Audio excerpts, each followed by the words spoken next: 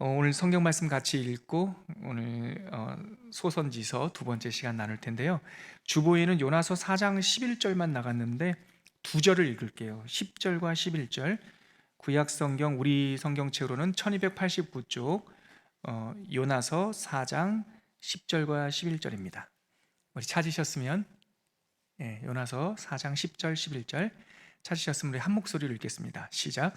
여호와께서 이르시되 내가 수고도 아니하였고 재배도 아니하였고 하룻밤에 났다가 하룻밤에 말라버린 이 박농쿨을 아꼈거든 하물며 이 큰 성읍 니느웨에는 좌우를 분별하지 못하는 자가 12만여 명이요 가축도 많이 있나니 내가 어찌 아끼지 아니하겠느냐 하시니라.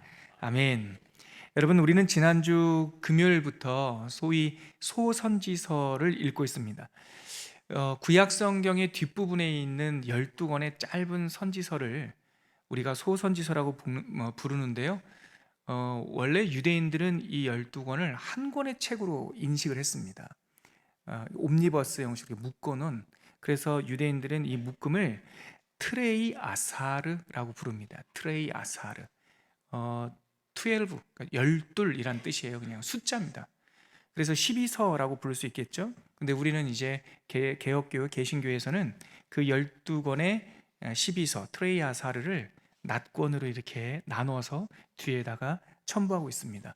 근데 저는 우리 개신교에서 이렇게 낫권으로 나눠서 위치한 게 더 좋다고 봐요. 왜냐하면 호세아부터 마지막 말라기까지 12권의 장수가 꽤 많아요.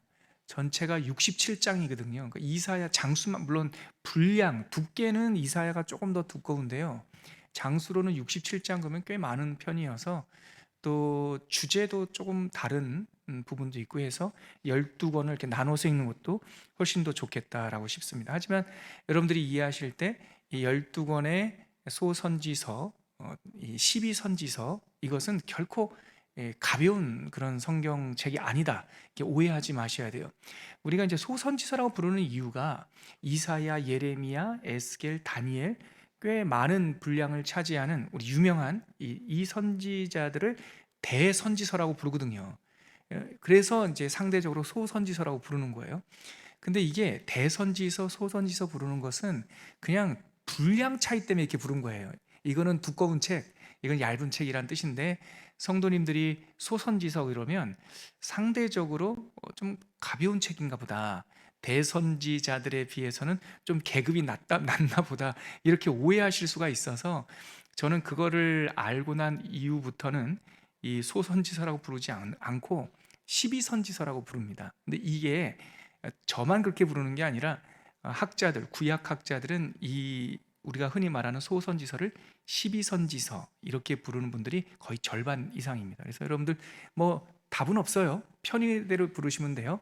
뭐 12선지서라고 불러도 되고 소선지서라고 불러도 되고, 또 입에 탁 달라붙으시면 트레이 아사르라고 해도 사람들이 이상하게 쳐다볼 거예요. 아무튼 12권의 책의 묶음이다, 이렇게 생각하시면 됩니다. 그래서 지난주에 우리가 함께 살펴봤듯이 이 12권의 선지서, 이 12선지서는 다 선지자들의 이름으로 이렇게 이름을 불러서 이 책의 이름을 제목을 삼았어요.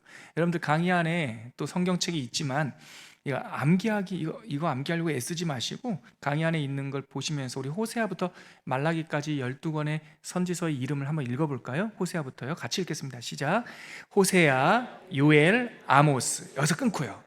세 권을 읽고 한번 끊어보세요. 그 다음에 오바댜, 요나, 미가, 그리고 나훔, 하박국, 스바냐, 학개, 스가랴, 말라기, 이 12권의 이 12선지서를 세 권씩 나눠서 읽어보면 우리가 억지로 외우려고 하지 않아도 나중에 입에 이렇게 붙게 돼요. 다시 한번 세 권씩 나눠서 한번 읽어볼게요. 리듬을 맞춰서 시작.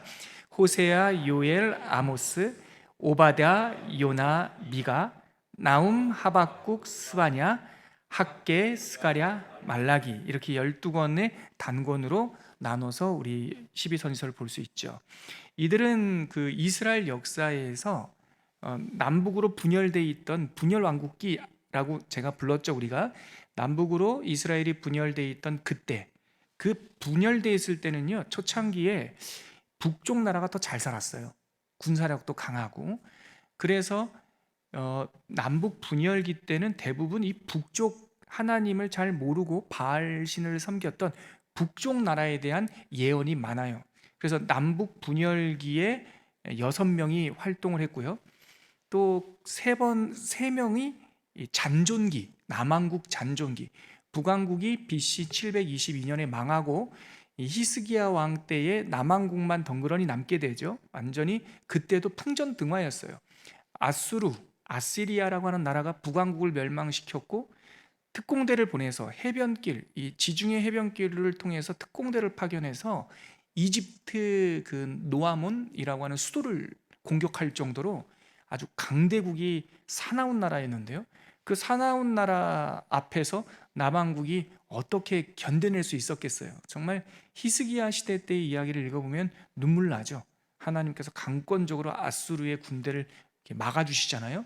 그래서 남왕국이 이렇게 홀로 남아있는 시간이 있는데 이 시간을 우리는 남왕국 잔존기 이렇게 불러요. 이거는 노목사만 그렇게 부르는 거예요.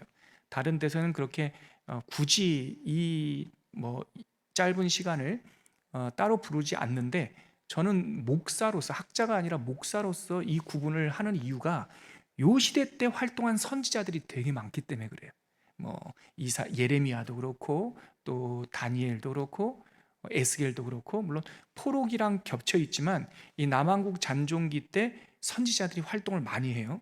그래서 저희는 이 이스라엘 역사 흐름에서 분열 왕국기, 남왕국 잔존기, 그리고 포로로 잡혀갔던 70년, 그거는 우리 알고 있고, 포로에서 돌아온 포로 귀환기, 이렇게 나눌 수가 있잖아요. 그래서 12권의 12선지서를 볼 때 6권을 절반은 남북 분열기, 이쪽 남왕국 분열기에 활동했다 생각하시고, 3명은 남왕국 잔존기에 활동했다. 그럼 마지막 학승말, 학개, 스가랴, 말라기는 포로에서 돌아와서 이 땅을, 예루살렘을 재건하던 포로 귀환기에 활동했다, 이렇게 생각하시면 돼요. 지난주에 우리 양해바 전도사님도 이 표를 보여드렸는데 어떻게 보면 이 12권이 한눈에 딱 안 들어오거든요. 표 한번 잠깐 보여주시겠어요? 여러분들이 강의 안에도 있고요.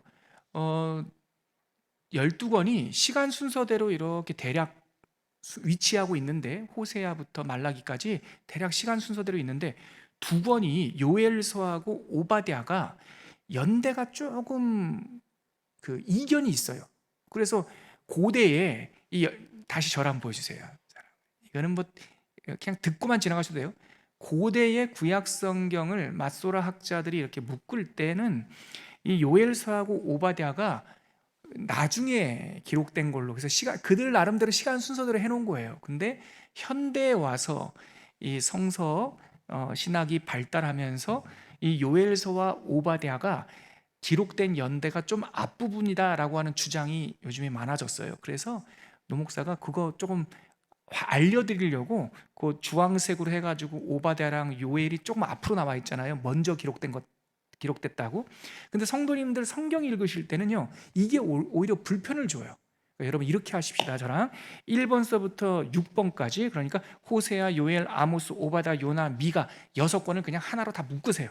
묶어서 요엘과 오바댜를 앞으로 빼지 마시고 그냥 6권은 남왕국 유다와 북왕국 이스라엘로 두 나라가 막 경쟁하고 있고, 북쪽은 하나님을 너무나 무시하고 우상 섬기고 있던 그 분열 왕국기에 그냥 6명이 활동했다, 이렇게 한 덩어리로 묶으세요.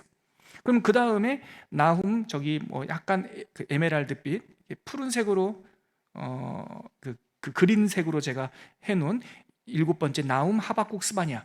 요때가 이제 북왕국은 망하고 남왕국만 있을 때. 그리고 맨 마지막에 학개, 스가랴, 말라기, 포로에서 돌아왔을 때. 요 세 덩어리만 우리가 이렇게 그림을 가지고 있자고요. 저를 다시 한번 봐주세요. 아무튼 이름 다 못 외울 수도 있어요. 12선지서 중에 앞에 나오는 6권은 북쪽 나라도 있고 남쪽 나라도 있을 때에 활동했다. 그리고 7, 8, 9번째 가운데 3명은 그 남왕국만 있을 때 활동했다. 맨 마지막에 학승말, 새 학개, 스가랴, 말라기는 포로에서 돌아와서 활동했다. 이렇게만 생각하세요. 6명 한 시대, 남왕국 잔존기, 포로 귀환기. 이게 왜 중요하냐? 누구를 향해서 예언을 했냐가 이게 연관돼 있어요, 여러분. 보세요. 북쪽 이스라엘도 있고 남쪽 유다도 있을 때는 하나님께서 선지자를 통해서 누구에게 주로 예언하셨을까요? 사고치던 사람들 누굽니까? 그 시대에 북쪽이죠.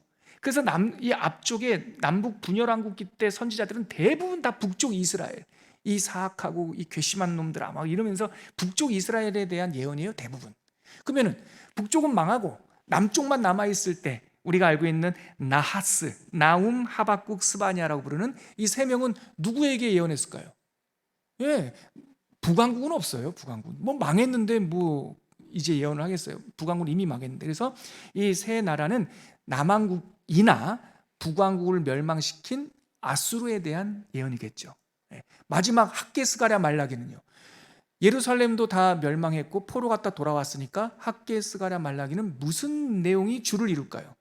우리 예전에 포로 귀환기에서 스룹바벨 그리고 에스라 느헤미야의 활동과 같거든요. 그러니까 성전 제대로 짓자, 하나님 제대로 믿자, 우리가 하나님을 향한 예배를 제대로 드리자, 다 이 내용이 뒤에 있어요. 그러니까 우리가 이미 알고 있는 이스라엘의 역사, 남북 분열왕국, 남왕국만 홀로 남았어요. 망한 다음에, 바벨론에서 망한 다음에 돌아와서 예루살렘을 재건했어요. 이 흐름을 가지고 12선지서를 쭉 보면 주제를 얼추 파악할 수 있다. 오늘은요, 이 가운데 지난주에는 호세아, 요엘, 아모스 세 권을 우리 전도사님을 통해서 나눴고, 오늘은 뭘 할 거냐면 오바댜, 요나, 미가, 그리고 나움, 하박국, 스바냐.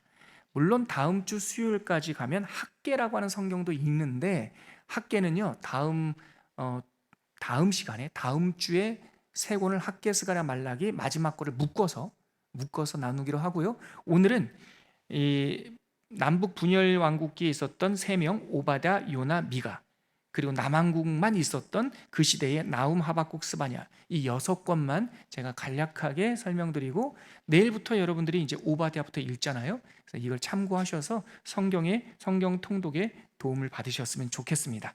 그러면 먼저 네 번째 12선지서 중에 네 번째 성경, 오늘 나눌 오바댜를 한번 보죠. 강의 한 2페이지를 한번 참고하시면 될 것 같아요.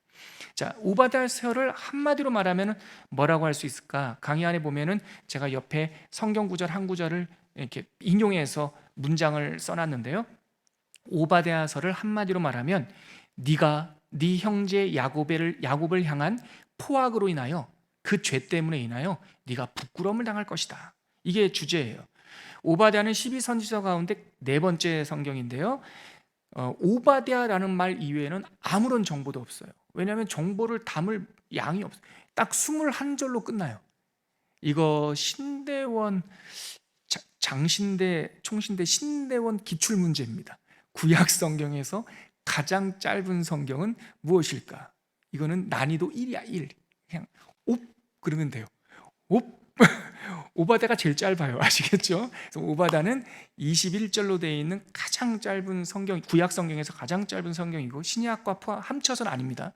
신약과 합치면 아마 요한 2서가 13절로 되어 있어서 제일 짧을 거예요. 아무튼 구약 성경에서 제일 짧은 거고요. 그래서 원 메시지예요. 무슨 메시지냐? 이스라엘의 형제 국가라고 할 수 있는 이 에돔, 에서의 후손들이 형제를 침공해 들어온 거예요. 이스라엘을 침공해 들어왔어요. 너무나 무도하잖아요. 무정하고 패도하죠. 그래서 하나님께서 오바댜라고 하는 선자를 보내서 에돔아, 네가 힘 좀 있다고 네 형제 이스라엘을 공격했는가? 너의 그 무도함 때문에 하나님께서 너를 부끄럽게 만들 것이다. 이게 오바댜서의 핵심입니다. 그래서 제가 강의 안에는 오바댜 1장 15절 한 절 이렇게 뽑아왔는데요. 우리 그 파란색으로 되어 있는 글자를 같이 한번 읽어보죠. 오바댜 1장 15절입니다. 시작. 여호와께서 만국을 벌할 날이 가까웠나니 네가 행한 대로 너도 받을 것은즉 네가 행한 것이 네 머리로 돌아갈 것이라. 에돔에게 하는 말이에요. 형제에게 그렇게 모질게 했지, 하나님께서 심판하실 때 네가 행한 그것으로 인하여 네가 네 머리로 돌아갈 것이다. 자, 오늘 두 번째, 전체에서 다섯 번째 책 요나를 알고 있죠? 요나서를 한마디로 말하면 니느웨가 회개했다면, 그렇다면 회개하지 못할 죄인은 없다. 이게 주제예요.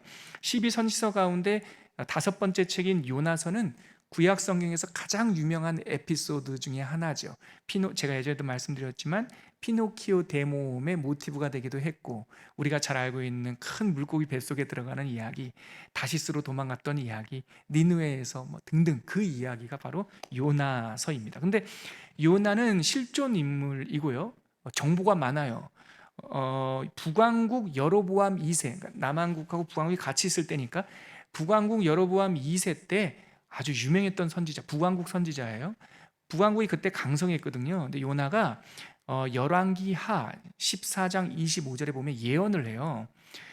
북왕국이 강성해져서 하맛 어귀, 저 북쪽 헐몬산 밑에서부터 아라바 바다, 사해 바다 옆에는 누가 있어요? 남왕국 유다가 있잖아요. 그러니까 이 나라가 커져가지고 북쪽으로는 헐몬산 끝까지, 남쪽으로는 사해 바다까지 커질 것이다라고 요나가 예언을 했는데 그게 성취가 돼요. 여로보암 2세 때. 그래서 예언 성취로 인하여 아주 유명한 선지자였어요. 근데 갑자기 어느 날 하나님께서 이스라엘에서 이미 유명한 선지자가 된 요나에게 남왕국도 아니고 아수르로 가라는 거예요. 이때는 아수르가 큰 패권국이 되기 전이에요. 아직 북왕국을 공격하기 전이에요. 그 아수르에 가가지고 하나님의 경고를 전하라. 요나가 이해할 수가 없었죠. 그래서 도망가요. 나 이제 내가 은퇴할 때가 됐나 보다. 내가 꿈만 꾸면 도대체 내가 동의할 수 없는 명령만 자꾸 주시니까 이제 내가 은퇴할란다 하고 이 사람이 다시스라고 하는 저기 이상향 스페인으로 가서 거기서 살려고 도망가다가 배가 파손하고 물고기 뱃속에 들어가서 인간의 실존적인 내가 왜 사나 막 이런 고민에 빠지다가 회개기도 하고 고래가 퍽 뱉어냈더니 니느웨로 가는 저쪽 동쪽 방향이어서, 그래서 하나님의 은혜 가운데 살아나서 갔는데 그 성격이 안 바뀌어요. 그래서 도시가 꽤 커가지고 한 3일 정도 가면서 진득하게 전해야 되는데, 여러분들이 알다시피 요나가 시큰둥 해가지고 하루 만에 그냥 대충 지나가면서 회개하시오 하시든지 말든지 뭐 그러고 나서 언덕에 올라가가지고 이렇게 앉지 않습니까? 사장이 보면. 그래서 저 도시가 망하나 안 망하나 지켜보자 이렇게 했던 그 이야기가 요나서입니다. 오늘 우리가 한 걸음 더 깊게 나눌, 우리가 방금 읽었던 요나서 4장 10절 12절 그 내용이 요나서의 내용이죠. 조금 이따가 조금 더 살펴보기로 하고, 핵심은 뭐냐? 하나님께서 포기하지 않는다라는 거예요. 제가 축도할 때 여러분 이 베네딕션이라고요, 이렇게 장로교 목사가 성도님들에게 예배 말미에 이 축도를 베네딕션이라고 그래요. 그거는 아론의 축복부터 구약 성경 그러니까 교회를 한 가정으로 볼 때 아버지의 마음, 그 공동체의 리더가 하나님의 이름으로 축복하는 거예요. 그때 그 전통이 고린도 후서까지 와요. 고린도 후서 13장 13절에 장로교 목사의 베네딕션의 원형이 있어요. 예수 그리스도의 은혜, 하나님의 사랑, 성령의 돌보심과 충만하심이 너희들에게 있을지어다. 그게 이제 성경이니까 이렇게 문어적으로 되어 있죠. 그 고린도후서 13장 13절을 근거 삼아 장로교 목사들은 마지막에 축도라는 것을 하죠. 그래서 예수님의 은혜, 하나님의 사랑, 성령의 충만, 이것이 성경에 기록된 축복의 세 줄기예요.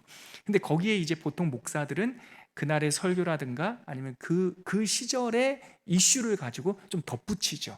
십자가의 사랑, 예수님의 십자가의 사랑이라든가 뭐 십자가의 은혜라든가 하나님의 어떠한 사랑.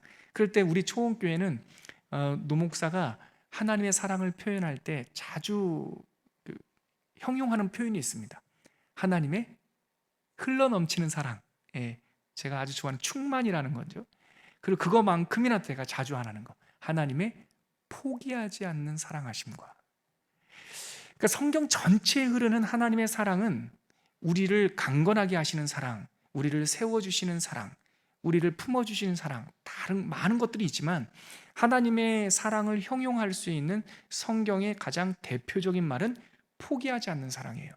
그러니까 요나서의 주제는 하나님께서 우리를 결단코 포기하지 않으신다. 하물며 이 큰 성 니느웨에는 좌우를 분별하지 못하는 영아가 12만 명이고 짐승들도 이렇게 많은데 내가 어찌 아끼지 아니하겠느냐. 하나님께서 우리를 결단코 포기하지 않는다라고 하는 하나님의 사랑이 우리를 추격하고 있다, 찾아오시고 추격하고 있다는 내용이 요나서의 주제죠.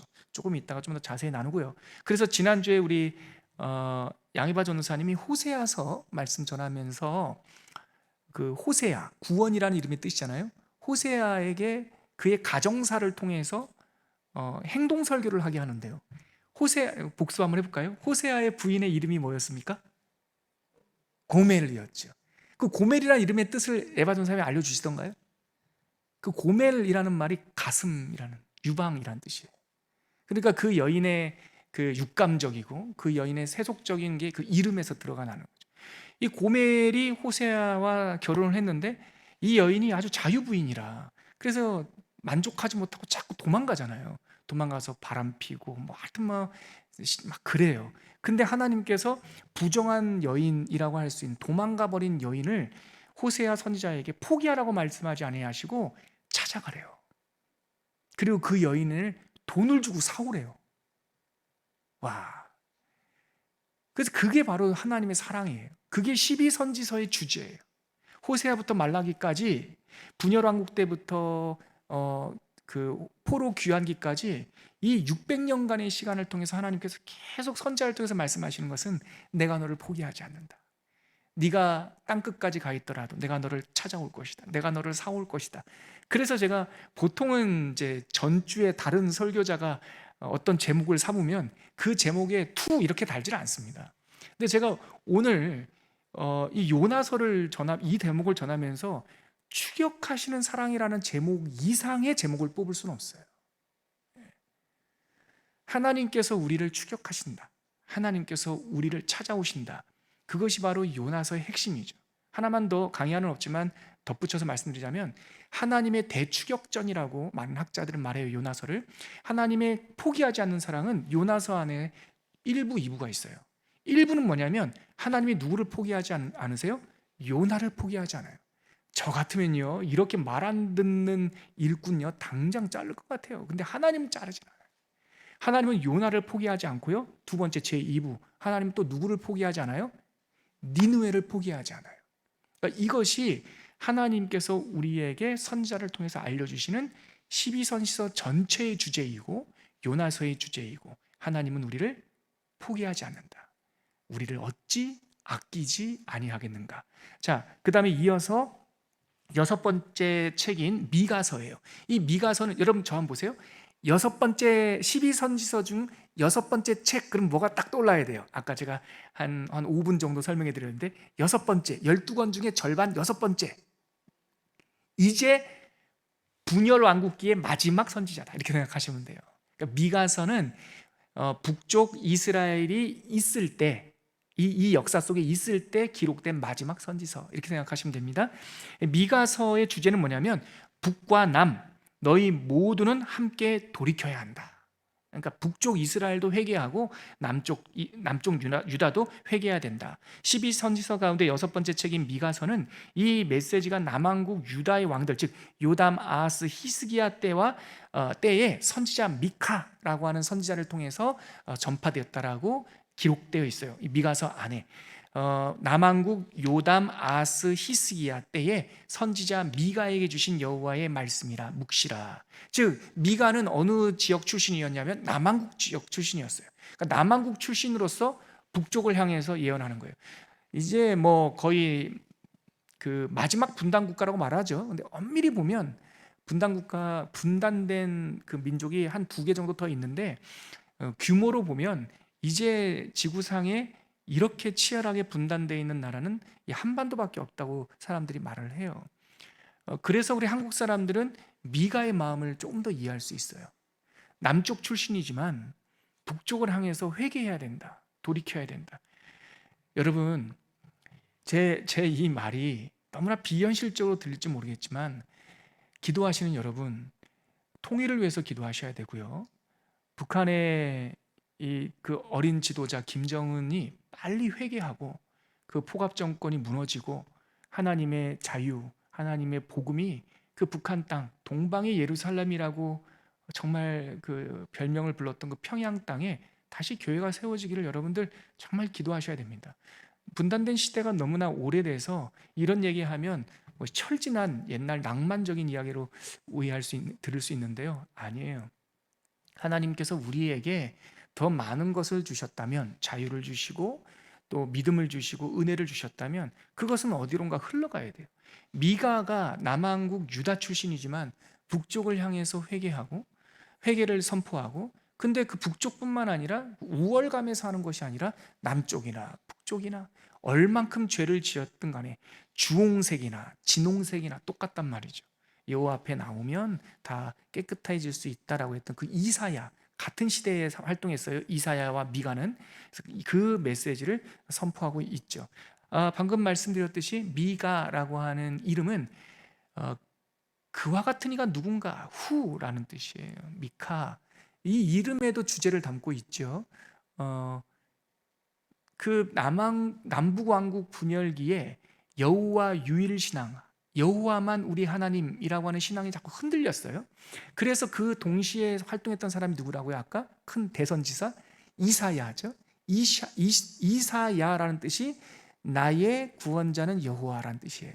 그러니까 왜 그런 이름이 메시지가 되었나? 미카, 여호와 같은 이가 누구인가? 즉 하나님은 누구란 말이냐? 그 말은 그 시대에 여호와 중심 신앙이 흔들린 거예요. 그래서 하나님께서 미가 선지자를 통하여 하나님만 유일하신 신이시고 그분만 우리의 주권자라고 하는 것을 선포하고 있죠. 그리고 미가서의 특징 중에 하나가 지도자의 타락을 경고해요. 북쪽이나 남쪽이나 특별히 북왕국 이스라엘의 귀족들, 그 왕들이 백성들을 억압하고 박해하고 그 나라가 곧 망할 줄도 모르면서 사사로움을, 사익을 막 추구하거든요. 그 모습을 보면서 미가는 자기의 역할을 감당하지 못하는 지도자들의 그런 권위주의이고 사적인 죄악은 식인 행위와 같다, 사람을 잡아먹는 것과 같다라고 표현하고 있어요. 여기서 우리가 두 번째 기도 제목, 미가서 읽으실 때 이 나라의 위정자들을 위해서 여러분들 꼭 기도하셔야 돼요. 정치 뉴스 보면은 정치인들이 너무 혐오스러울 때도 있죠. 근데 그거는 한쪽 편만 사실 치우친 것도 있어요. 뉴스에서 정치인들의 미담 얘기는 잘 안 합니다. 안 좋은 얘기여야지 사람들이 클릭을 많이 한다며요.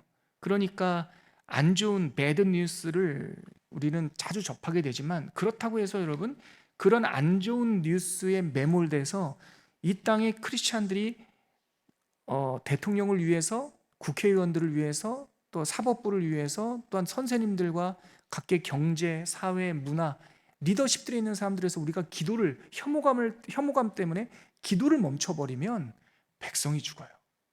그러니까 우리 크리스찬들은 정파를 떠나서, 정파는 바람이라고 항상 그랬습니다. 진자운동 것 같아요. 야당이 여당 됐다가 여당이 야당 됐다가 중요하지 않아요. 항상 이 땅에 있는 지도자들, 리더들을 위해서 여러분들이 진지한 마음으로 기도해야 된다. 안 그러면 백성들이 죽는다. 미가서에 그 내용이 나오죠. 미가서 3장 1절로 3절 상반절에 보면 강의 한 3페이지 한번 보세요. 거기 지도자들에 대한 이 경고가 나와 있는데요. 우리 강의안을 한번 읽어보죠. 긴 본문이니까 강의안에 짧게 요약된 미가서 3장 1절 이하 요약된 본문을 한번 읽어볼게요. 시작. 야곱의 우두머리들과 이스라엘 족속의 통치자들아 들으라. 너희가 선을 미워하고 악을 기뻐하여 내 백성의 가죽을 벗기고 그 뼈에서 살을 뜯어 그들의 살을 먹으며. 여기 보세요 여러분. 야곱의 우두머리 누구를 말합니까? 남왕국 유다의 지도자들을 말하는 거고요. 이스라엘 족속의 통치자들아, 북왕국 이스라엘의 지도자들을 말하는 거예요. 남이나 북이나 똑같이 선을 행하지 않고 악을 기뻐해서, 그래서 그러한 불의한 행동들은 백성들의 가죽을 벗긴다는 거예요. 근데 이 표현이 우리 조선에도 우리 동양에도 있죠. 이 고륙을 벗겨 먹는다라고 하는, 탐관오리들이 하는 일들이 그런 거였다는 거예요. 그래서 미가 선지자는 그들에서 뼈에서 살을 뜯어 그들의 살을 먹는다. 그러니까 지도자들이 하나님의 긍휼 속에, 하나님의 통치 속에서 벗어나면 참 큰 재앙이 닥쳐요. 뭐 전염병이나 경제 위기 이런 거는 정말 비교할 수 없어요. 대한민국 좋은 인재들이 계속 일어나고, 그래서 각계각처에서 좋은 리더들이 설 수 있도록 여러분들 기도를 쉬는 그런 일이 없도록 항상 나라를 위해서 기도해 주셔야겠습니다. 근데 미가서는 좀 긴 성경이어서요, 그거에만 멈추지 않고, 여러분 저를 보세요. 지도자의 타락을 안타까워하잖아요. 그러면 우리의 소망은 뭘까요? 참다운 지도자가 오시는 게 소망일 거예요. 그러면은 구원사, 인류 전체의 역사에서 최고의 지도자 누구이십니까? 예수님이시죠. 그래서 미가서에는 예수님에 대한 예언이 담겨 있어요. 우리가 잘 알고 있는 동정녀 탄생, 베들레헴 탄생 이야기가 미가서에 나오죠. 미가서 5장 2절 말씀인데요, 자막 한번 보여주시겠어요? 미가서 5장 2절 우리 같이 읽겠습니다. 시작. 베들레헴 에브라다야, 너는 유다 족속 중에 작을지라도 이스라엘을 다스릴 자가 내게로 나올 것이라. 그의 근본은 상고에 영원에 있느니라. 이 구절 때문에 동방 박사가 찾아왔을 때 당시의 유대 랍비들은 메시아가, 그리스도가 어디서 태어나나 했을 때 다 그 성경 말씀을 연구한 사람들은 베들레헴이라고 알고 있었던 게 바로 이 구절 때문에 그러는 거예요. 지도자가 올 건데 그 지도자가 누구냐면 근본이 상고에 있는 분이고 영원에 계신 분, 하나님이라는 거예요. 그러니까 예수님 그리스도는, 기름 부음 받은 자는 하나님과 같은 위격, 하나님과 본체이신 분이라는 것을 이 예언을 통해서도 알 수 있죠. 단순한 정치 지도자가 아니에요. 하나님께서 우리에게 보내주실 분은, 메시아는 하나님, 삼위일체 하나님이라는 거예요. 기도로 마무리가, 그래서 이제 미가서 맨 마지막에는 기도로 마무리가 되는데요, 그 기도에는 하나님께서 우리를 회복하실 것입니다. 하나님만 우리의 희망입니다라고 하는 노래가 미가서 후반부에 나와요. 그래서 거기 한번 읽어볼게요. 미가서 7장 18절 19절입니다. 같이 읽을게요. 시작. 주와 같은 신이 어디 있으리이까?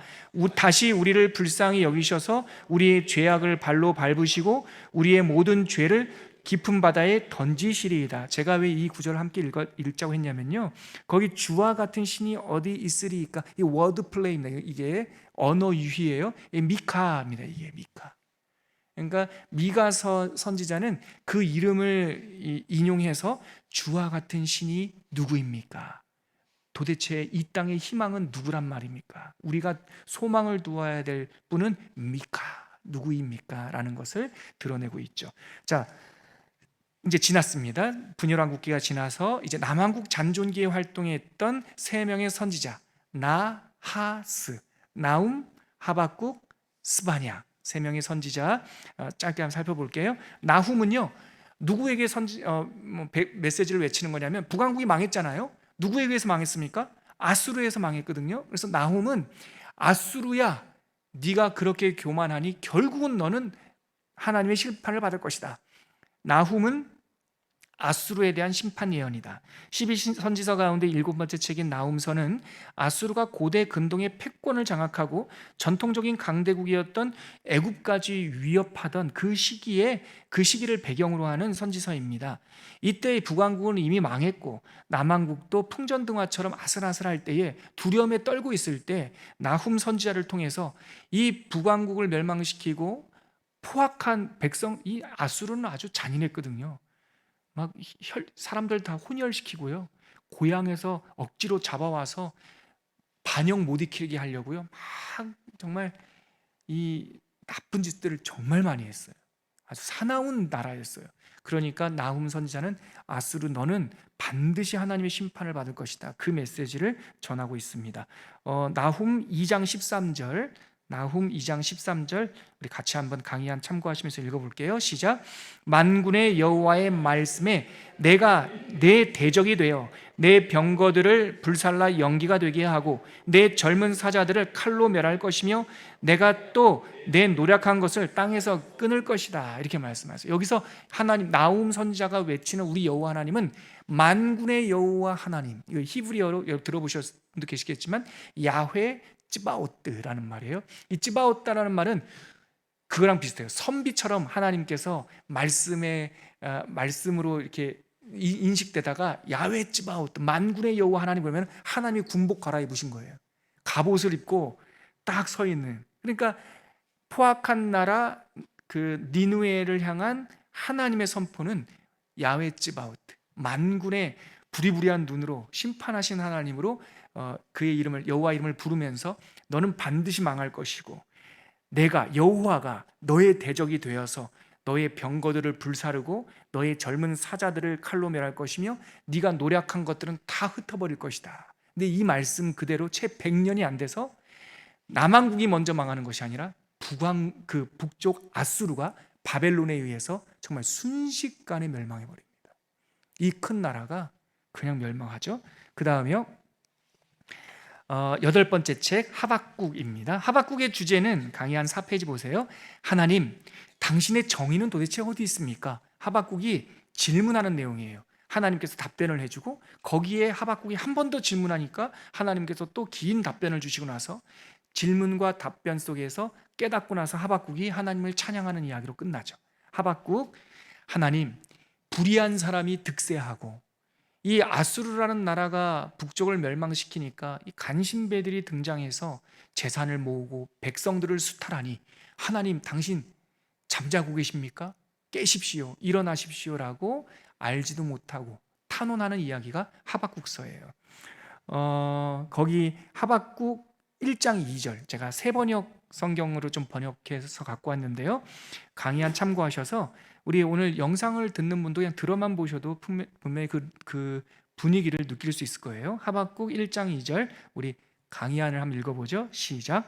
살려달라고 부르짖어도 듣지 아니하시고 폭력이다 하고 외쳐도 구해주지 않으시니 주님, 언제까지 그러실 겁니까?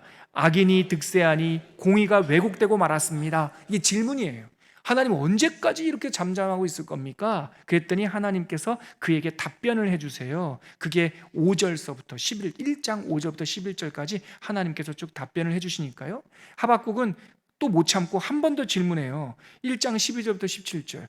아니 하나님, 우리를 돌보시는 건 맞습니까? 저 악한 자들은 어떻게 합니까? 그러니까 2장에 가가지고 긴 답변을 하나님께 해주시죠. 너는 내가 이제부터 분명히 말할 테니까 돌판, 그때는 노트가 없잖아요. 그때는 토판, 가난한 사람, 부자들은 가죽, 그리고 저쪽 남쪽에 애굽하고 물물교환했던 사람들은 파피루스에 글을 썼는데 보통 사람들은 토판에다가 글을 썼단 말이에요. 그러니까 하나님께서 하박국한테 너 토판 갖고 와가지고 내가 지금부터 말하는 말 너 거기다 새겨가지고 달려가면서도 읽을 수 있도록 반드시 기억해라. 그 말은, 그 토판은 실제로 노트하라는 뜻보다도 하나님의 응답을 너의 가슴에 새겨라라는 거예요. 그러면서 하나님께서 하박국에게 도대체 이 세상의 기초는 누가 놨을까? 이 세상을 다스리는 분은 누굴까? 왜 나라들이 일어났다가 다시 순식간에 무너졌다가 또 다른 나라들이 일어났다가 천년 만년 살 것처럼 저러지만 결국은 다시 없어졌다가 이 세상은 누가 도대체 경영하는 것일까? 하면서 하나님께서 하박국에게 답변을 주세요. 그게 하박국서 2장의 내용이에요. 그리고 났더니 하박국이 깨닫고 나서요, 시노기옷과 영장, 즉 유대인 찬양 맡은 레위인들만 알 수 있는 곡조를 가지고 하박국 3장에서 노래를 불러요.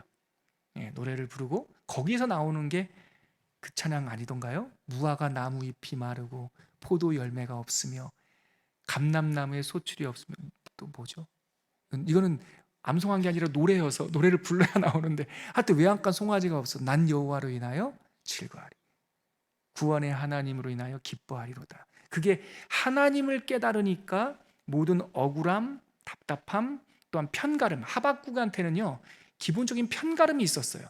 유대인의 우월감, 아수르와 이방 사람들의 그 사람들에 비교해서 자기네들이 좀 뛰어나다라고 하는, 나는 의인이고 저 사람들은 죄인이고, 이러한 그 선악과를 따먹은 그 죄악의 흔적 때문에 편견이 있었단 말이에요. 하나님께서 그 하박국에게 가르지 말고, 너는 의롭다라고 하고 저 사람들은 죄인이라고 하지 말고, 이 세상의 기초를 놓고 이 세상을 경영하는 분이 누군지 하나님만 생각하라고 하나님께서 그를 깨닫게 해주시니까 아무것이 없어도, 무엇이 없어도 하나님을 찬양하는 노래를 올리게 되죠. 그게 하박국 이야기였습니다. 강의에 보니까 하박국 2장 2절 제가 이렇게 갖고 왔네요. 우리 하박국 2장 2절 한번 같이 읽어볼게요. 시작. 여호와께서 내게 대답하여 이르시되 너는 이 묵시를 기록하여 판에 명백히 새기되 달려가면서도 읽을 수 있게 하라. 제가 아까 설명드렸던 그 말입니다. 이제 마지막으로 이 남한국 잔존기에 활동했던 스바냐 선지자 9번째 성경책이고, 다시 보세요 여러분. 이것만 알아도 12선지서가 좀 쉽게 다가옵니다. 앞에 6권의 책 남북 다 있을 때, 그리고 6번째를 끝나서 7번째, 8번째, 9번째 나하스, 나훔, 하박국, 스바냐, 이 세 권은 남한국만 남아있을 때 남쪽을 향해서 그 하나님의 메시지를 전한 거예요. 남쪽 유다를 향해서, 유다, 이 반역한 그대들은 회개하고 돌아와라. 북왕국 망하는 거 못 봤냐? 폐역하면 저렇게 망하는데 지금 북쪽에 아수르가 이렇게 으르렁거리고 있는데 우리가 하나님을 의지하지 않고서 어떻게 살 수 있겠나? 그게 스바냐서의 핵심이에요. 12선지서 가운데 9번째 책은 스바냐서입니다. 이 책은 남한국 잔존기 때 활동한 마지막 선지서이며 하나님의 경고와 진노를 두려워하여 회개하고 하나님께 돌아오라고 선언하고 있습니다. 메시지 주제는 바로 이 비슷한 시기에 활동했던 사람이 예레미야 선지자거든요. 회개하고 돌아와라. 예레미야의 선포와 유사하고 여호와의 날이 있다. 그날에 하나님을 대적한 사람들은 멸망할 것이고 여호와의 날에 하나님을 찬양했던 사람들은 면류관, 회복을 받을 것이다. 이게 날이라는 말이 욤, 히브리어로 욤이라는 건데요, 이 아도나이 욤, 그러니까 여호와의 욤, 여호와의 날, 이것은 유대인들에게서 굉장히 중요한 이 세계관입니다. 우리는 이 순환, 윤회하는 것이 아니라 불교 세계관은 이렇게 빙글빙글 돈다는 거 아닙니까? 업복, 가르마. 근데 아니에요. 우리는 하나님의 아름다움을 향해서, 여호와의 날을 향해서 달려가고 있는 이 목적론적인 하나님의 완성을 향하여 달려가고 있는 사람들이다라는 것을 이 스바냐를 통해서 알 수 있죠. 스바냐서에는 아주 유명한 성경 구절이 있습니다. 우리가 잘 알고 있는 찬양의 가사이기도 하고요. 너의 하나님 여호와가 너의 가운데 계시니, 그 찬양의 가사가 스바냐서인데요, 스바냐서 3장 17절입니다. 우리 자막 한번 보여주시겠어요? 스바냐서 3장 17절. 네, 같이 한번 읽어볼게요. 시작. 너의 하나님 여호와가 너희 가운데 계시니 그는 구원을 베푸실 전능자이시라. 그가 너로 말미암아 기쁨을 이기지 못하시며 너를 잠잠히 사랑하시며 너로 말미암아 즐거이 부르며 기뻐하시리라 하리라. 아멘. 스바냐서 메시지는 회개하고 돌아오라는 것인데, 회개하고 돌아오면 어떤 일이 일어나냐? 하나님께서 우리로 말미암아 기쁨을 이기지 못하시며. 근데 이 표현이요, 예전에 제가 말씀 체험하고 너무나 좋았던 표현이었는데, 이 단어가 춤추다라고 하는 단어하고 같아요, 뿌리가. 그러니까 여호와의 법궤가 들어올 때 다윗 왕이 그 법궤 앞에서 뭐 했습니까? 춤췄죠. 잃어버린 법궤가, 하나님의 임재에 상징하는 법궤가 들어올 때 다윗이 춤을 췄듯이 잃어버린 백성이 다시 하나님께 회개하고 돌아올 때 예수님 말씀에 따르면 천국에서 잔치가 열린다잖아요. 그때 너의 하나님 여호와가 너희 가운데 계신다.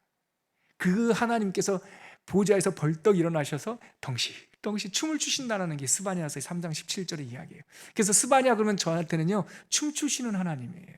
나와 함께 춤을 추시는 하나님. 너무 좋은 성경책인데요, 이번 주에 읽으시면서 은혜를 묵상하시길 바랍니다.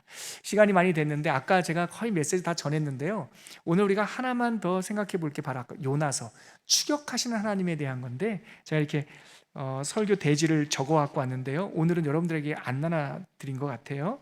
필요하신 분 말씀하시면 파일 보내드릴게요. 시간 조금 남아있는 거 제가 요점만 한번 읽어볼게요. 여러분 들어보세요.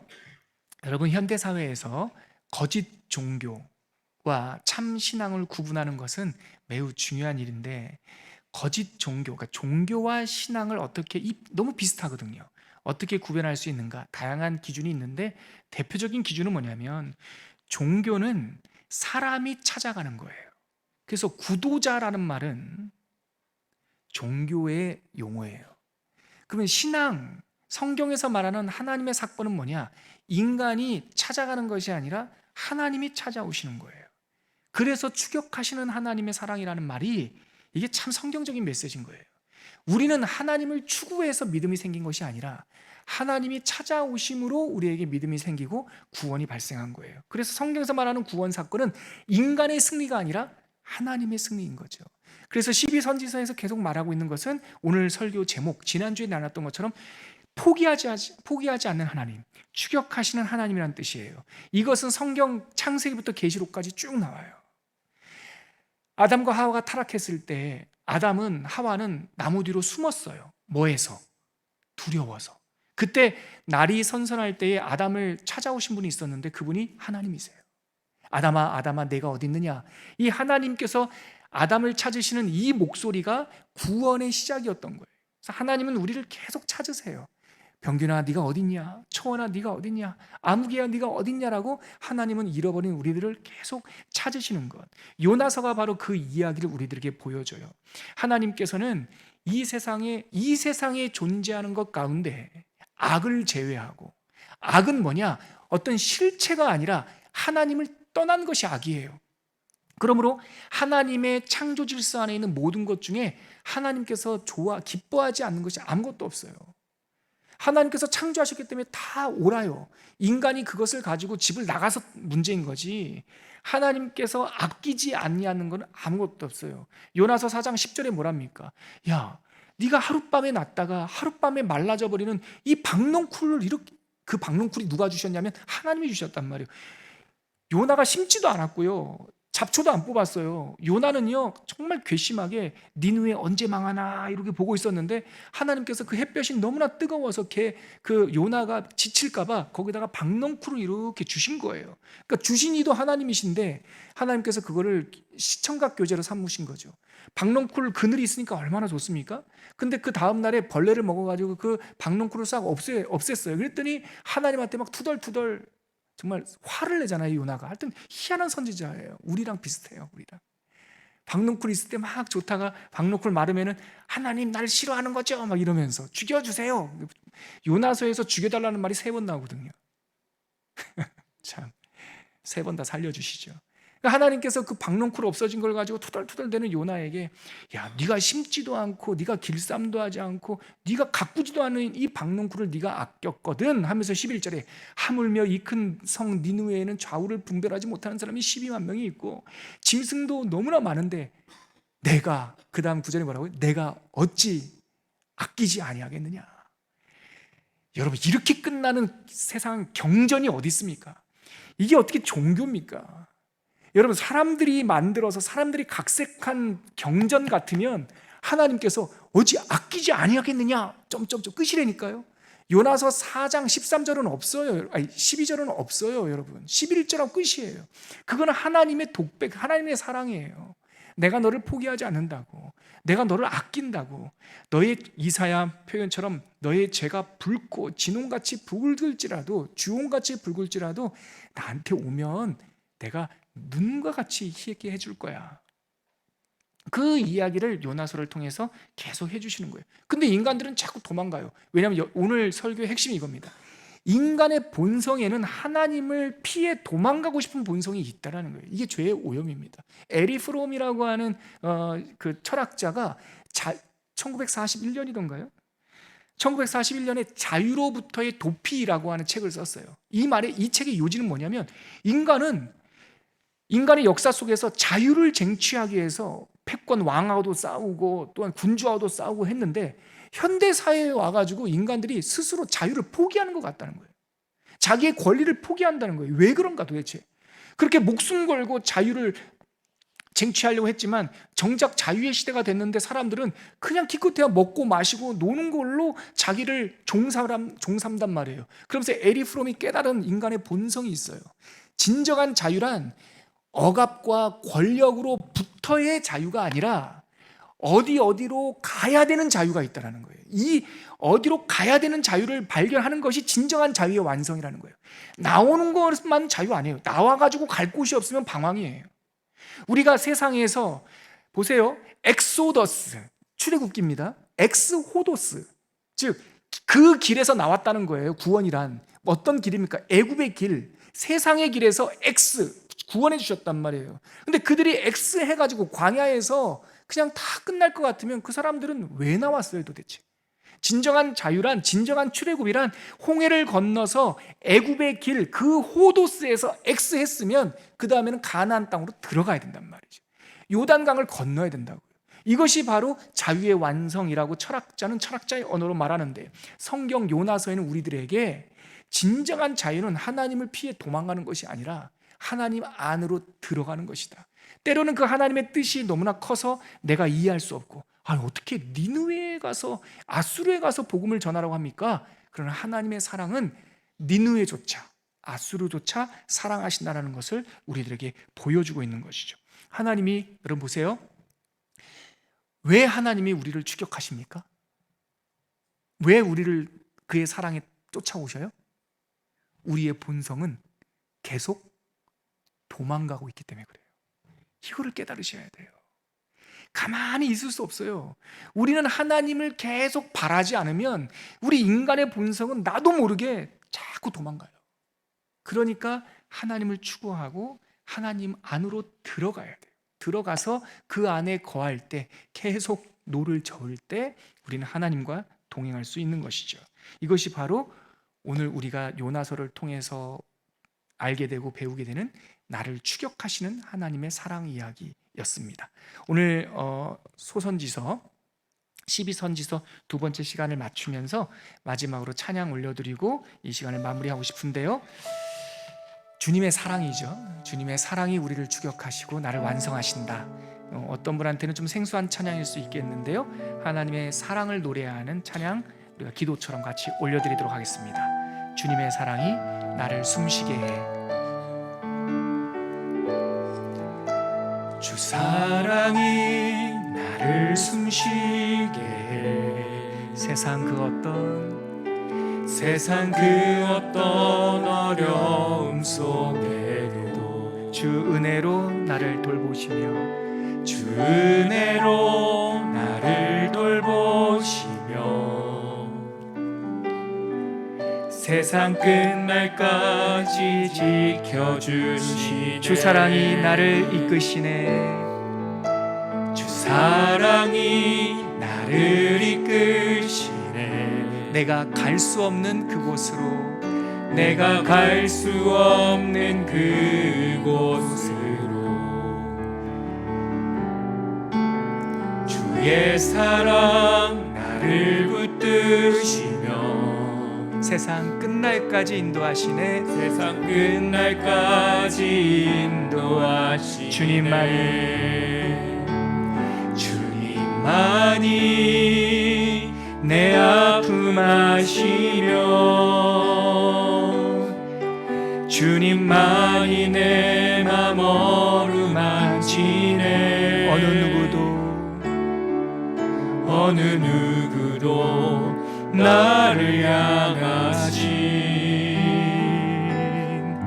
주님의 사랑을 끊을 수 없네.